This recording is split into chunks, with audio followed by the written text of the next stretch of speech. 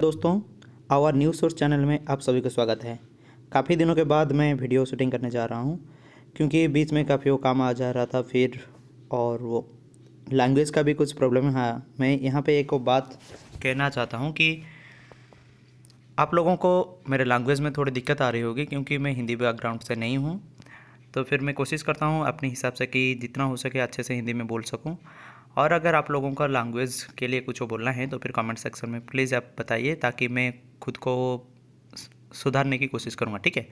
और बात यह है कि देखो, जहाँ पे भी कुछ भी सब्स्टिट्यूशन मिलेगा वहीं पे प्रोग्रेस जो है, हमारा सक्सेस जो है वहाँ रुक जाता है, ये मेरा मानना है।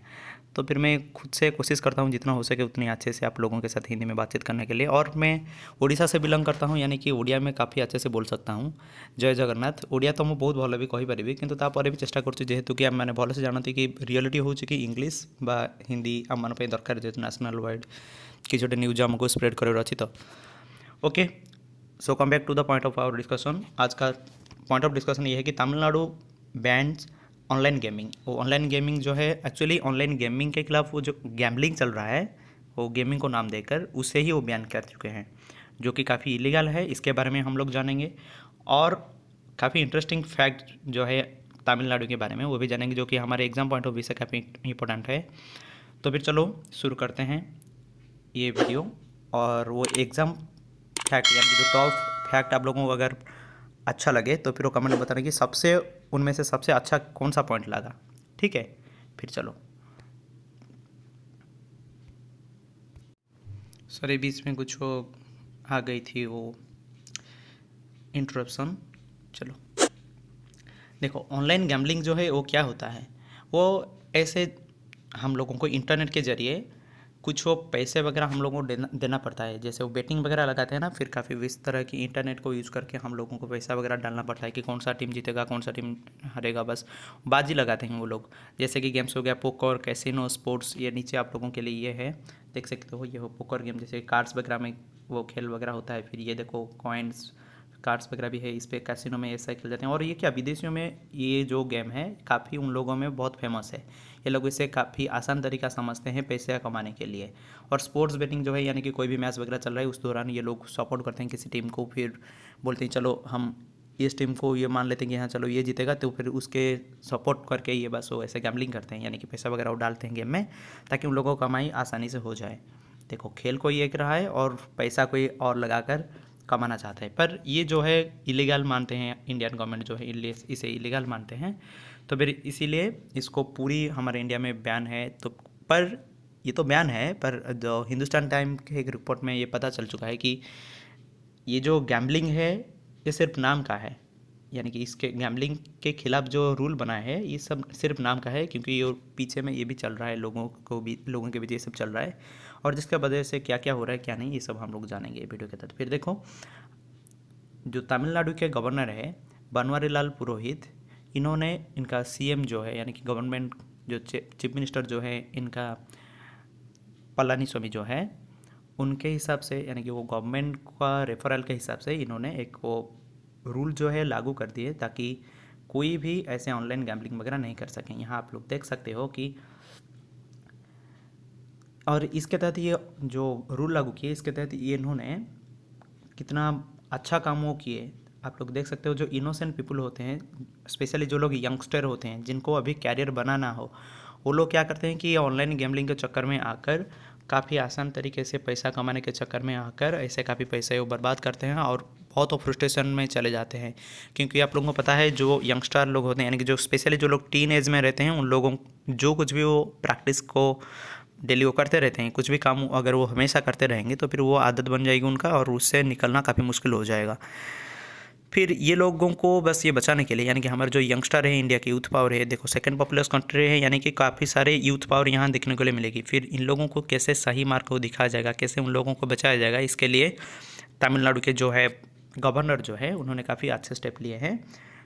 और वो यंगस्टर को अच्छे रास्ते दिखाने के लिए उनको कभी कभी ऐसा हाल हो जाता है कि वो लोग सुसाइड भी कमिट कर लेते हैं, क्योंकि पैसा वगैरह चल जाता है, और वो जैसे उनके खिलाफ चीटिंग वगैरह आ जाता है, फिर उसको अपने को मेंटली लेवल से वो उसे सस्टेन नहीं कर पाते हैं, ठीक है।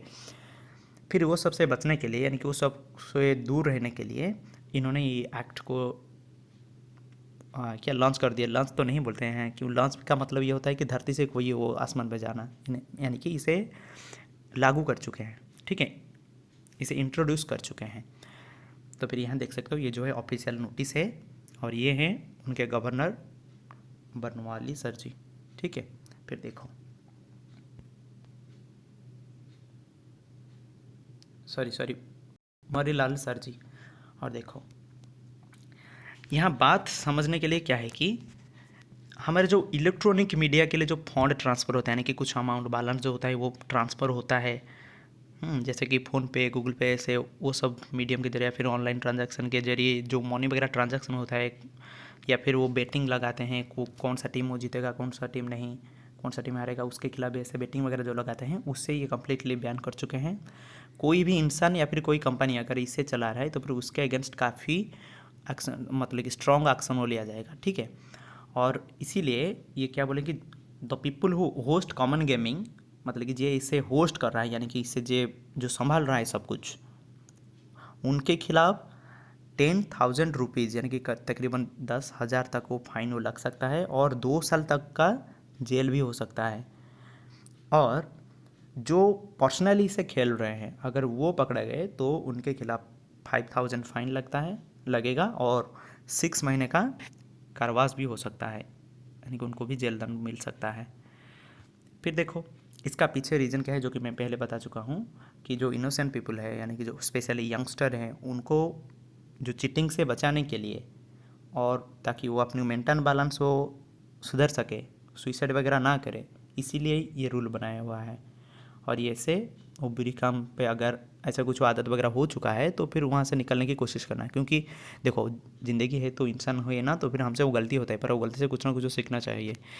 फिर अगर मान लो कि हम वो गलती वगैरह करके वो कहीं से कीचड़ में गिर गए, उसका ये मतलब नहीं कि दोबारा वही कीचड़ में गिरेंगे, वहीं से निकल करके फिर से वो साफ़ सफाई होकर वो सीधे रास्ते पे चलना है या अच्छे रास्ते पे चलना है।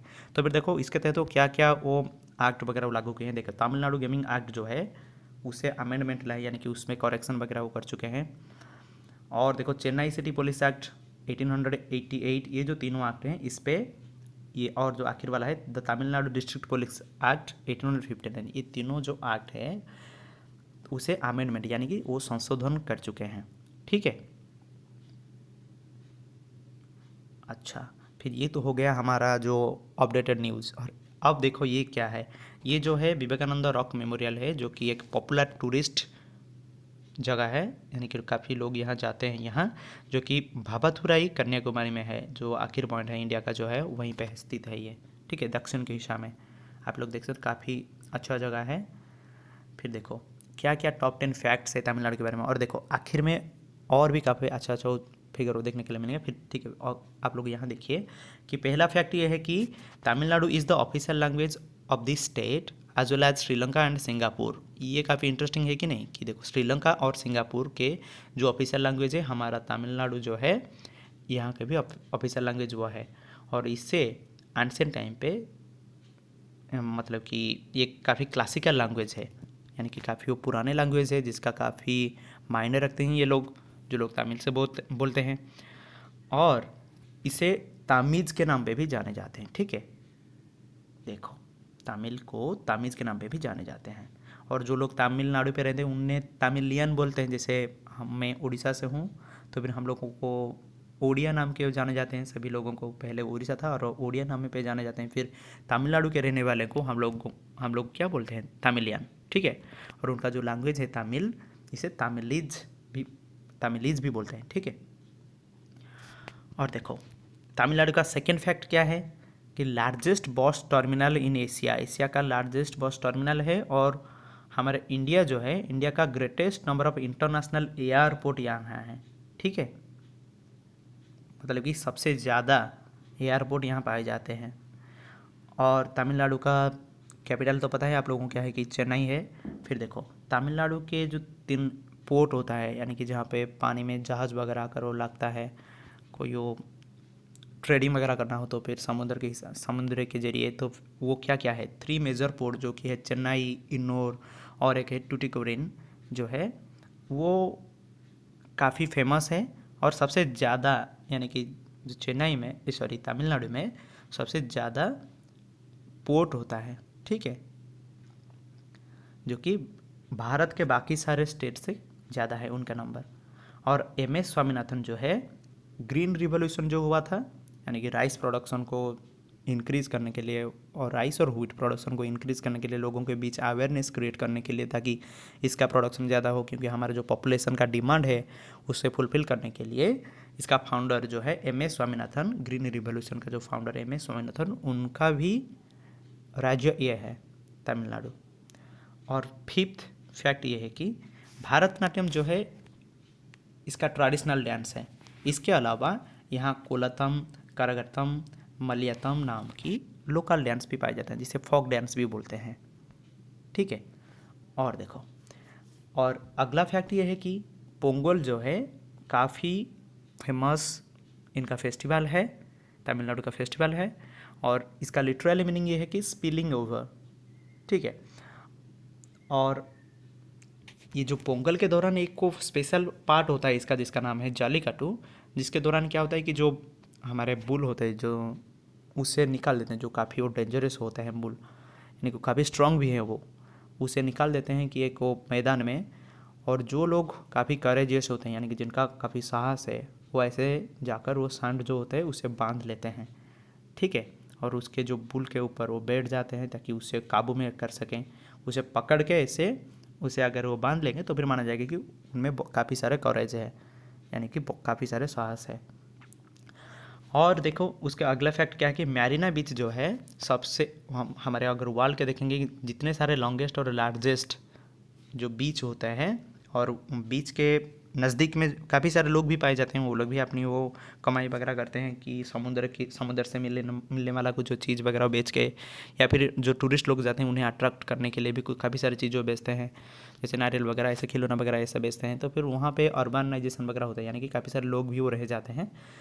फिर ऐसे वर्ल्ड के जितने भी सारे लॉन्गेस्ट और लार्जेस्ट अर्बन बीचेस हैं, उनमें से जो मैरीना बीच है तमिलनाडु का, वो second largest beach in the world के सेकंड लार्जेस्ट बीच है।